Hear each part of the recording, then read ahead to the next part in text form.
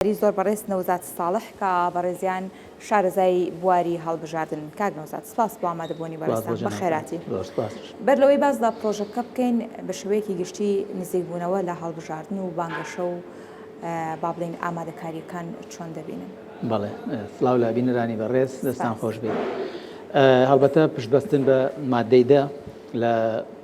بڕگەی 8 یاسای کۆمسیۆن دیارە لە چەند ڕۆژی پێشوودا پەیڕەوی ژمارە 2 یاسای هەڵمەتی هەڵبژاردن و بانگەشەی کۆمسیۆن لەلایەن کۆمسیۆنی باڵای هەڵبژاردنەکانی عێراقەوە دەرکرا کە 21 مادەیە. ئەمە بۆ خۆی بەرچاوڕوونیەکی تەواوە بۆ سەرجەم کاندیدەکان و بۆ قەوارە سیاسیەکان و بۆ پارتە سیاسیەکان بۆ ئەوەی ڕەفتار و ئاکاری هەڵبژاردن لەم پرۆسەیەدا بە شێوازێکی زانستیانە و هەڵمەت و بانگەشەی هەڵبژاردن بە شێوازێکی زانستیانە و ئەکادیمیانە بەڕێوە بچێت، دوور بێت لە تونند و تیژی، دوور بێت لە بەریەککەوتنی کاندیدەکان لە نێو خۆیاندا، دوور بێت لە بەریەککەوتنی قەوارە سیاسیەکان و پارتەکان لە نێو خۆیاندا. هەڵبەتە بەریەککەوتن کارێکی ئاسایی ئەگەر بەریەککەوتنەکە لە سنوورێکی دیموکراتیدا بێت بۆ بەزاندنی ڕکابەرەکەت بە شێوازێکی دیموکراتیانە. بەڵام ئەگەر بگاتە هێڵی سووریا خودت بگاتە بابەتی تەشیر و ناوزڕاندنی پارتە سیاسیەکان یاخود کاندیدەکان، بێگومان ئەمە بە پێی یاساکانی کۆمسیۆن سزای یاسایی لەسرە و غەرامەی مادیشی لەسرە. باشە کاک نەوزات، ئەلبەتە ئاگادارین کە هەموو پرۆسەیەکی هەڵبژاردن و بەشێک لە بابەتەکانی پێویست بە هەڵبژاردنەوە پرۆژەی تایبەتی خۆتەیە. بۆ ئەم هەڵبژاردنە شۆنی ئاگادارین کە لە شێوەی چەند پرسیار و وەڵامێکدا چەند تێبینیە گەیە تایبەت بە پرۆسی هەڵبژاردن و چەند ڕوونکردنەوەیەکی باشی تێدایە. پێم خۆش خۆت باسە پرۆژەکە بکەیت. بەڵێ سپاس دەکەم. وەڵام من هەڵبەتە پێش ئەم پرۆژەیەش کە ینی نووسیمانەتەوە خوێندنەوەیەکم بۆ کردو، ینی مە خوێندنەوەیەکە لە شێوازی 30 پرسیار و وەڵامدا بۆ کاندیدە بەڕێزەکان، بۆ بەربژێرەکان، بۆ بەرپرسی بازنەکان، تەنانەت بۆ کاندید و قەوارەکانیش. ینی لە کۆی ئەم 30 پرسیارەدا سەرجەم ڕاهەندەکانی ئەم پرۆسەیە و پێش پرۆسەکە و ئەنجامدانیشی هەمووی تێدایە لە شێوازی پرسیار و وەڵامدا بۆ بەرچاوڕوونی کاندیدە بەڕێزەکان. بەڵام مەخابن لە تقریبان 72 کاندیدی پارێزگای سلێمانی کە لە فەیسبووکیش بڵاوم کردوێتەوە تەنها 2 کاندیدیان لایکی ئەو بابەتیان کردووە و یعنی میهرەبان خان حەزەکەم ئەوە بە جەنابەت و بینەرانی بەڕێزیش ڕابگەیەنم کە بابەتی هونەری کۆکردنەوەی دەنگ دوورە لە ئەدەبیاتی شیعری و ئەدەبیاتی باڵێن کەسێک کە خۆی بە خوێندەوار و ڕۆشنبیر و ئەدیب و نووسەر بزانێت. بابەتی هونەری کۆکردنەوەی دەنگ و هەڵمەتی هەڵبژاردن و بانگەشەی هەڵمەتی هەڵبژاردن بابەتێکی زانستیانەیە. لە ئێستادا لە هەموو دنیادا بابەتی هەڵبژاردن بۆ بە زانستێک وە لە شایلۆغان دەرچووە. یعنی پێویستە هەرێمی کوردستانیش و قەوارە سیاسیەکان و کاندیدە بەڕێزەکان لەم پرۆسەیەدا هەڵمەتێکی هەڵبژاردننی زانستیانە و ئەکادیمیانە بەڕێوە بەرن، دوور لە تونند و تیژی و دوور لە بێزارکردنی هاوڵاتیانی تر، چونکە بیرمان نەچێت هەموو هاوڵاتیەک ڕەنگە معنی نەبێت بە پرۆسی هەڵبژاردن یاخود بێوێت بەشدار نەبێت لە کۆی ئەم پرۆسەیە مافی خۆیەتی. هەرچەندە ئێمە هانی خەڵک ئەدەین کە لە کۆی پرۆسی هەڵبژاردنەکان خەڵک بەشدار بێت، لەبەرەوەی هەتا بەشداری تاک لە کۆمەڵگەدا لەم پرۆسە دیموکراتیەدا زیاتر بەرجەستە بێت. بێگومان پرۆسەکە باشتر بەڕێوە دەچێت و شێوازێکی شارستانیانەتر بەخۆوە دەبینێت. بەڵام وەک باسم کرد پێویستە کاندیدە بەڕێزەکان و قەوارە سیاسیەکان و پارتەکان سوود لەم بابەتانەی کە لەسەر ڕۆشنبیری هەڵبژاردن و هەر هەموو جەنابش ڕەنگە بزانیت کە ئێستا هەموو دووشەمانێک لە ڕۆژنامەی ئازیزی کوردستانی نوێ من بەشێک لە شێوازەکانی هەڵمەتی هەڵبژاردن و بانگەشەی هەڵبژاردن دادەبەزێنم و هەر لە لاپەڕە و باڵی خۆشم بڵاوی دەکەمەوە بۆ ئەوەی ئەمە وەکو ئاستێکی ڕۆشنبیری دەنگدەر و کاندیدە بەڕێزەکان. باشە کاک نەوزات، جا لەو پلاتفۆرمانی کە باست کرد بابەتەکە تێدا بڵاو کردوێتەوە گەر لە شێوەی سیمینارێ سیمپۆزیۆمێ تەواوی کاندیدەکان بام بکەی ئەم بابەتانیان بۆ ڕوون بکەیتەوە کارەکە بۆ کاندیدەکان و گەیاندنی پەیامەکەی بەڕێزیشتان ئاسانتر ناکە. بەڵێ وەکو ئەرزم کردیت بابەتی هونەری کۆکردنەوەی دەنگ و بانگەشە و هەڵمەتی هەڵبژاردن پێویستە ینی بابەتێک بێت بە هەند وەربگیرێت و دوور بێت ینی دوورە لە بابەتێکی خوێندەواری و سەقافەتی گشتی و ئەدەبیاتی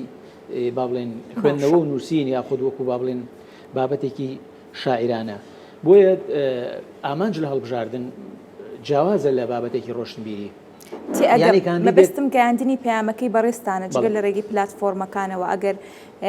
لە هۆڵێکا لە با بڵێن چوارچێوەی سیمپۆزیۆمێکا تەواوی پەیامەکانت بگەیانی ڕەنگە ئەم هۆشیارەی زیاتر بەرتەواوی دانەبەدانی کاندیدەکان بکەوێ ئەم هەنگاوە دەنێن؟ بەڵێ پرسیارێکی جوانە. ئێمە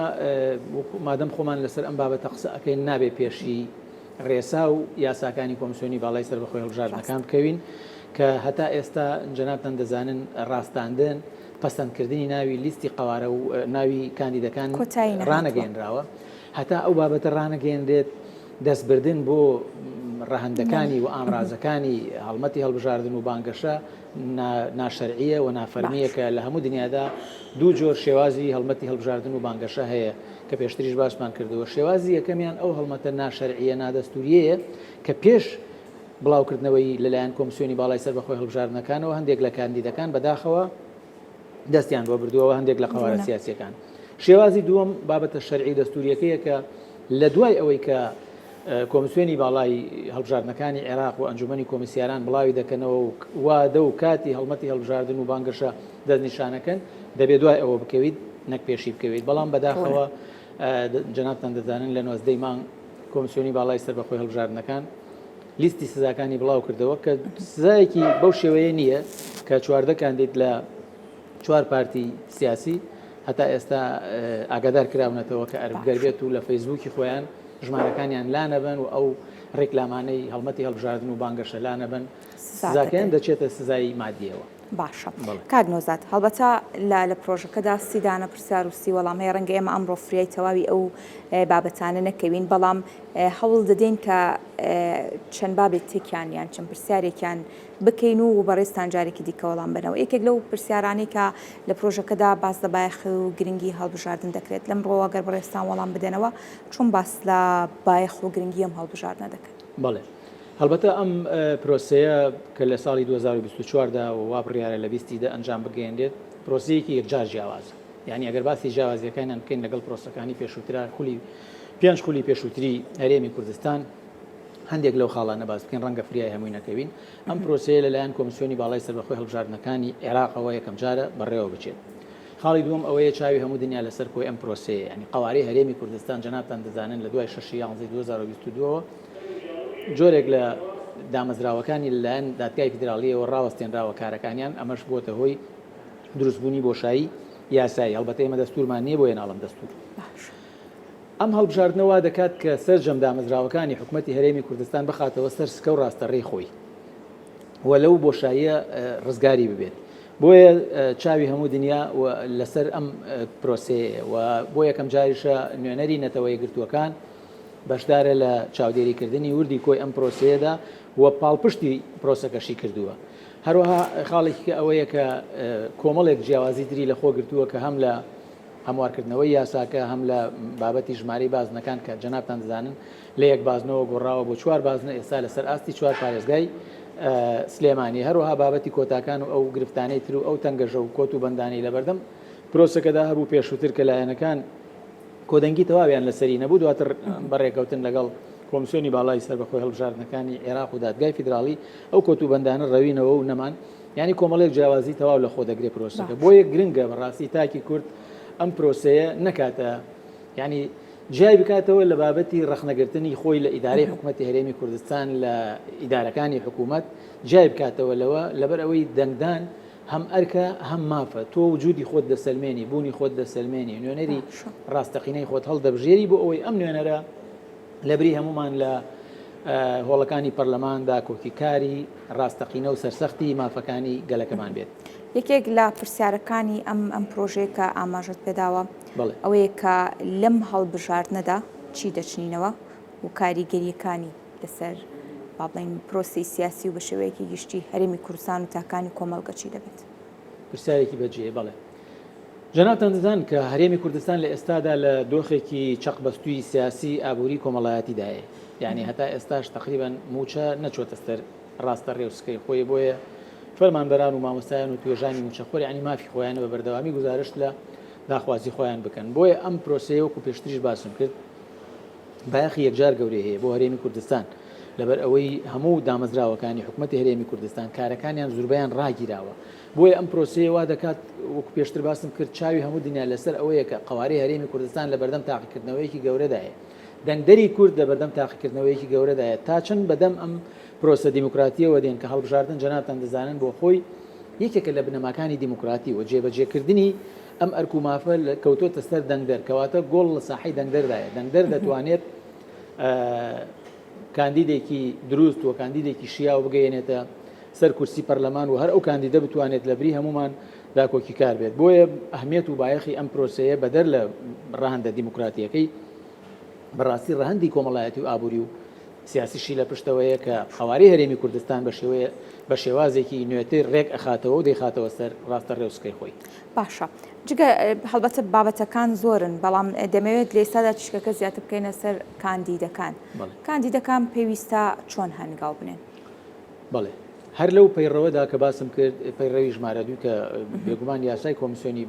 سەربەخۆی هەڵبژاردنەکانی عێراقەوە پێشتریش ئەوانەی کارمان لەسەر بوار و سەقافەتی هەڵبژاردن بڵاو کردوێتەوە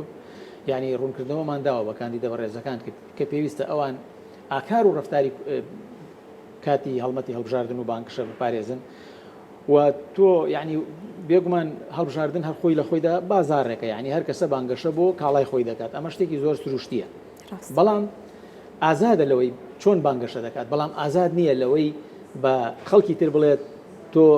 ڕفتارەکانت وهایە یاخود هێڵی سووری بۆ دابنێت یاخود بچێتە بابەتی تەشیر و ناوزڕاندنەوە بۆیە شتێکی زۆر سروشتیە هەموو قوارەیەکی سیاسی هەموو پارتێکی سیاسی لە چوارچێوەی دەستور و یاسا لە چوارچێوەی ئاکار و ڕفتارەکانی کۆمیسیۆندا کە بە چەندین خاڵ بڵاوی کردوێتەوە کە پێویستە کاندیدە بەڕێزەکان و قوارە سیاسیەکان بەم شێوازە دیموکراتیانە بەم شێوازە بتوانن هەڵمەتی هەڵبژاردن و بانگەشەیەکی دروست و سەرکەوتوو بەجێ بگەێنن و نەگاتە ئەو ڕادەیەی کە بەرێککەوتنی کاندیدەکان لە نێو خۆیاندا یاخود بەرێککەوتنی قوارە سیاسیەکان و پارتەکان بگاتە حاڵەتێک کە پێشتر لە پێنج خولی پێشووترا بینیومانە یعنی حاڵەتی زۆر ناخۆش ڕوویداوە و بۆتە هۆی تونند و تیژی و تونند و تیژی سیاسیشی لەکەوتێتەوە. باشە پەیام و دروشمەکان لە بانگەشەی هەڵبژاردنە هەم بۆ کاندیدەکان هەم بۆ قوارە سیاسیەکان هەم بۆ لایەنە سیاسیەکان ئەمانە چۆن خوێندنەوەت بۆ کردو؟ بەڵێ پەیام و دروشمی هەڵبژاردن هەر بۆ خۆی یەکێکە لە هەرە بابەتە زانستیە هەستیارەکان لە چوارچێوەی گشتی هەڵمەت و بانگەشەی هەڵبژاردندا بێگومان پەیام و دروشمی هەڵبژاردن دەبێت سێ ڕەهەندی زانستی تێدا بێت کورت بێت پوخت بێت مانادار بێت کورت و پوخت و مانادار بێت بە هەمان شێوە دەبێت دەنگدەر بێزار نەکات و ئەو جمهوری کە لە بەردەمی ئەو با بڵێن ستیشە یاخود ئەو کاندیدەدا دانیشتوون یاخود بەپێوەن یان بە هەر جۆرێک گوێیان لە کاندید گرتووە یاخود گویان لە وتەبێژ لەو کەسە گرتووە کە ڕێکلام بۆ قوارەی سیاسی دەکات یاخود بۆ کاندیدێک دەکات نابێت بێزار ببن و پێویستە کاندیدەکان ئەو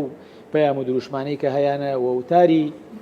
هەڵمەتی هەڵبژاردن و بانگەشە لە چوارچێوەیەکدا بێت کە هەم زانستیانە بێت و مانادار بێت پوخت بێت و مانای خۆی بگەێنێت نەک دوور بێت لە ژاوەژاوی سیاسی و دوور بێت لە بەڵێنی بێکردار و قیڕەقیر و دەنگ بەرزکردنەوەیە کە هیچ بایەخێکی بۆ پرۆسەکە نەبێت. باش تایبەت بە خەستەتەکانی چاودێر و بریکاری قوارە سیاسیەکان پێویستە وەڵامەکە چی بێ؟ بەڵێ هەر لەم پرۆژەیەدا ئەو بابەتەشی تایە کە جەنابەت دەفەرمی بە بابەتی پێشووتریشەوە بریکاری قوارەی سیاسی و چاودێرانی کۆی پرۆسی هەڵبژاردنەکان بێگومان ڕێنمایی تایبەتیان وەرگرتووە و خولی تایبەتیان بۆ کراوەتەوە کە چۆن لە کاتی ڕۆژی ئەنجامدانی پرۆسەکەدا و پێش ئەنجامدانی پرۆسەکە ئەرکی ئەوان دەستنیشان کراوە پێویستە چاودێری سیاسی